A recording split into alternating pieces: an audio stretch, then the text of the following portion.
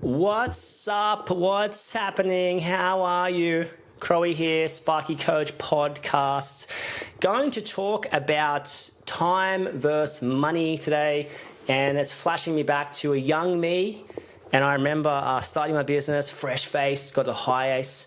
And I remember this high ace is what that's what I had as going through my apprenticeship. The old boss, shout out to Dave, the big DL, the big dog, you might even say. He'll always be my boss in a way. And then I remember,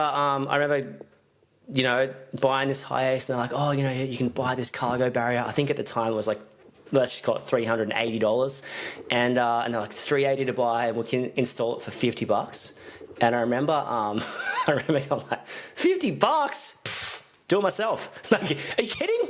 Are you kidding? $50, I'll do it myself. And I remember going home and looking at it, unpacking it, and just going like, what on earth is this thing?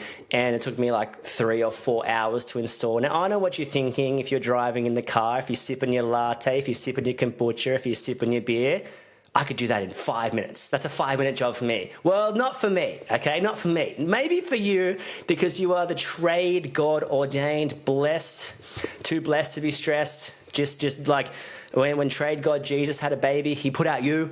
And if Jesus is a boy, could be a girl, I don't know, could be a he, could be a they, but they put out you and you're like, I'm the best thing that's ever lived. I can work my pliers like no tomorrow. And it's got me thinking about time versus money exchange. And I was like, wow, if I had that 4 hours at the $100, $120, $80, whatever, like, that's like, I am cooked. Like, that was a bad decision. That $50 would have saved me 4 to 6 hours. I could be doing on something else, right? I remember driving when I first got a van, in terms of like when I was working for my old boss, and he put me in a van, and I was super stoked. I think I was 2.5 years in, and got blessed with a van. And I remember driving.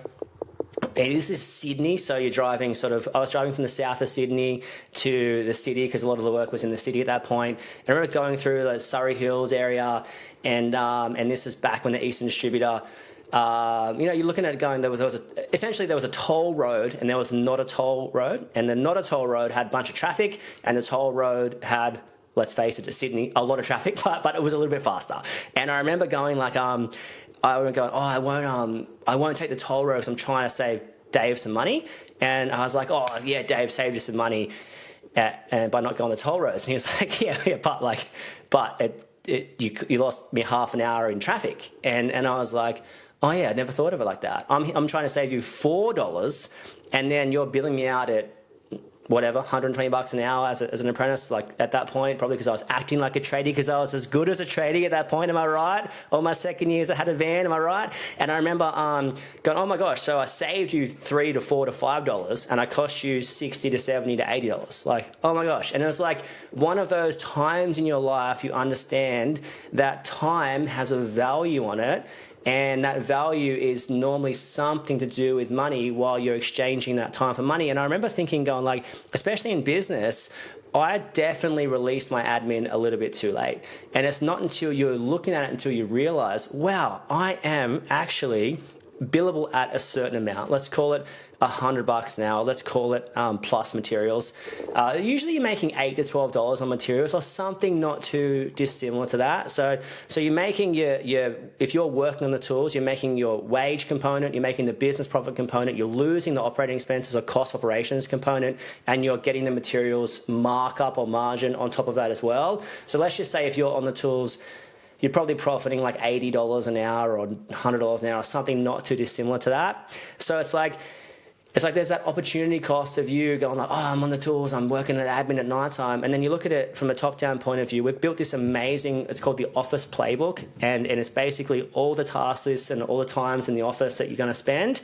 And you look at it, the admin tasks, and a lot of time when people's businesses hit a ceiling, it's usually around the fact they're working 2 full-time jobs. They're working site and office.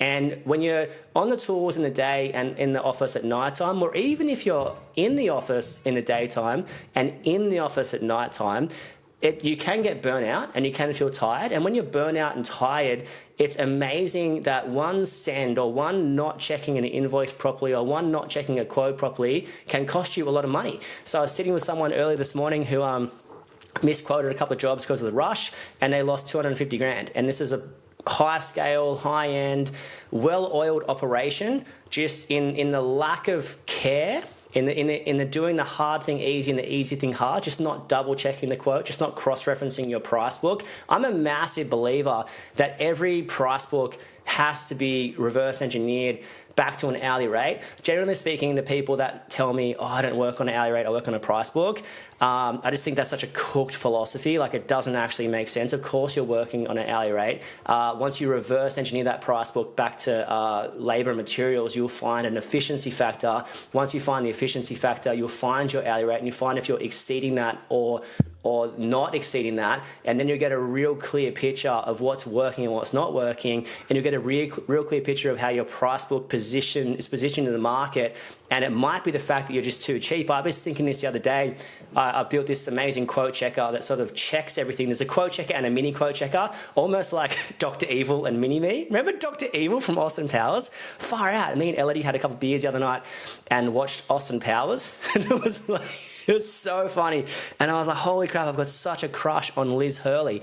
If you're listening, Liz, reach out. Sparky coach, we are. Anyway, now I've lost my train of thought on Liz Hurley. Can you believe it?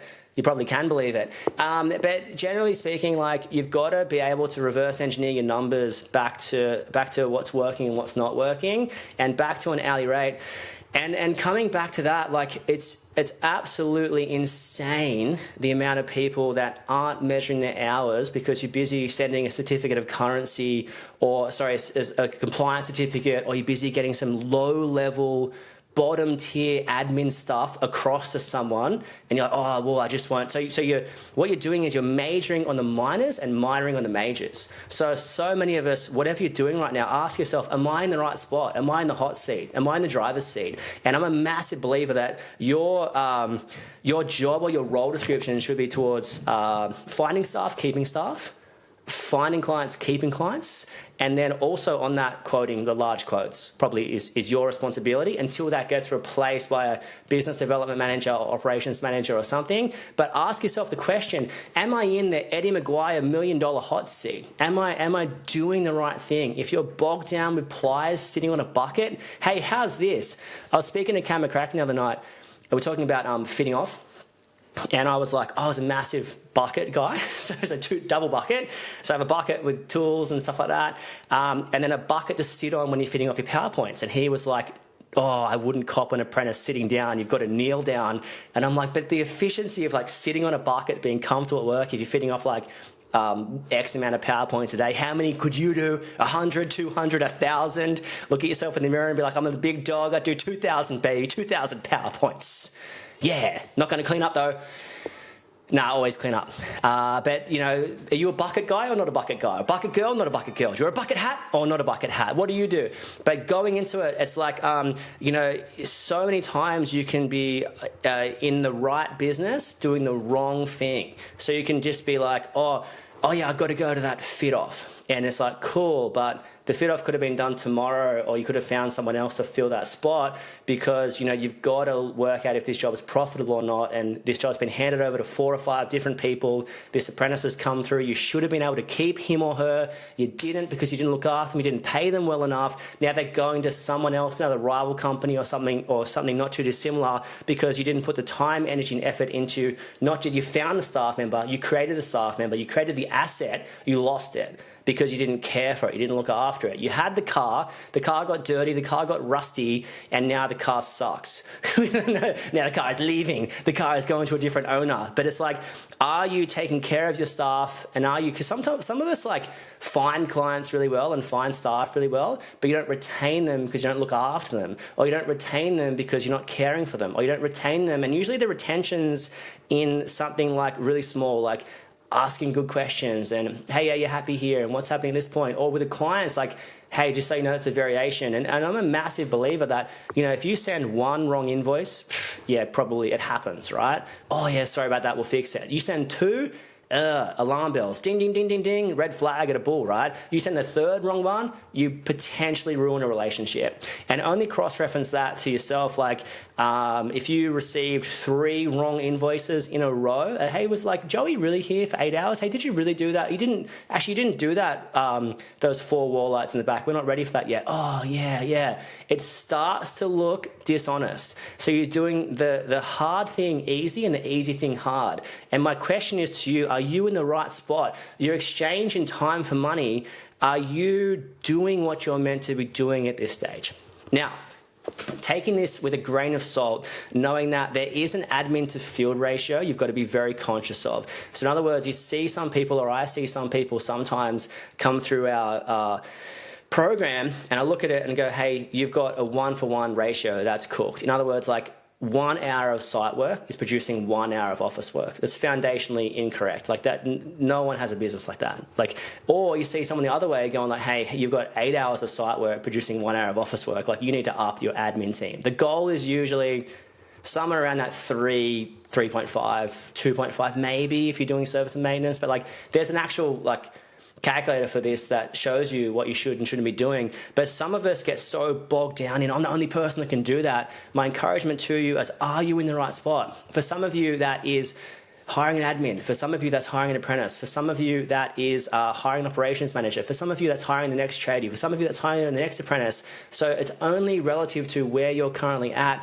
And I want to encourage you to let a calculator guide you through these decisions while taking a calculator with a grain of salt. So I'm a big believer. I was saying to someone this morning who's like, pulled back from the tools way too early. And I was like, if I was AI, I'd be like, you have pulled back too early. That's my best AI impersonation. But if I was like an actual calculator talking to you, I'm like, you're off the tools too early. You're off the tools too early. But if I'm human and looking at this going like, oh, I can see the 6 to 12 month plan. I see what you're doing. I see your theory behind it. I see the education behind it. I see the structure behind it. I see the rhyme behind it. I see the reason behind it. I see the thought pattern behind it.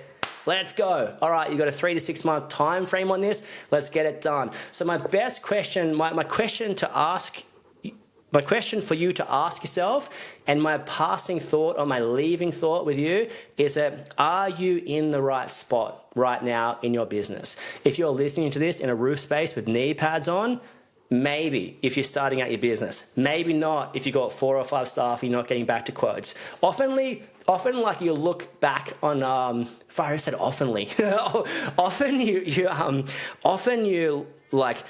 You'll be able to look at what you're producing and what you're not producing to work out where the fault lies. In other words, if you're consistently not getting back to people, not getting back to quotes, not looking after your clients, or consistently losing people, another way is like if people are consistently not staying in your business, or clients are consistently getting frustrated with invoices, there might be a common denominator, and it might not be the other person's fault. It might be your fault. So you've got to look at like what picture your business is painting, and if you're happy with that, and if you're not happy with that, it might just be that something needs to change. And we know the age-old rule, if nothing changes, then nothing changes. So if something changes, then something can change. But so many of us want to do the same thing and expect a different result, and that's what plumbers do. And plumbers suck. No, plumbers are right.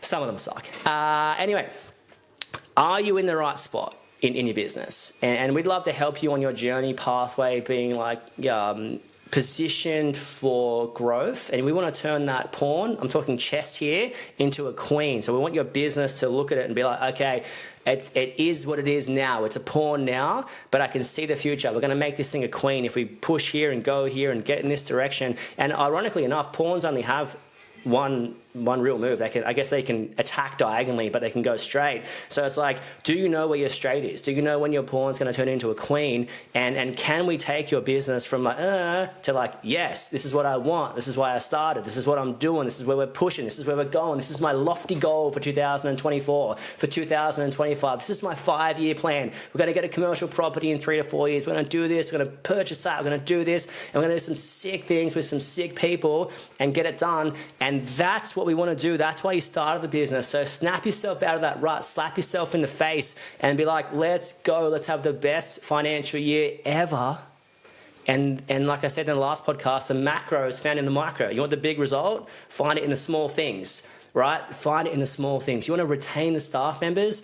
Chances are it's going to be in the little things, so that they're asking if they're okay, performance reviews or staff catch-ups, as we say, like not texting them at 9:30 at night to change something, adapt something, to finding some good work with some good clients, to not always riding them and being like, hey, we've got to be out of here in 4 hours. Oh my gosh, you took 4.3 hours. To not always riding them, like to not always criticizing, to not always attacking, to not always like sending the good people with a average to bad person, and really it's just going to annoy the good person working with an average person all the time. Clients as well, let's treat them well, let's look after them, let's make sure every invoice is on time and on price. In other words, what we said it was going to be. No shocks, no surprises, no spanner in the works, none of that stuff. Let's be diligent, let's be open, let's be honest, and let's get it. But ask yourself the question, are you in the right spot? Are you in the right spot? Look at yourself in the mirror and be like, am I in the right spot? Am I sacrificing the $120 an hour to do the $35 job? Am I on the $135, $120 doing the work when I need to be finding the work, finding the staff, quoting the jobs, getting back to people? What is your next step? Do you know it? Can you see the future? We are Sparky Coach. We'd love to help you out. Reach out if you need. And Crowie, be blessed by the trade gods forever and always. Amen.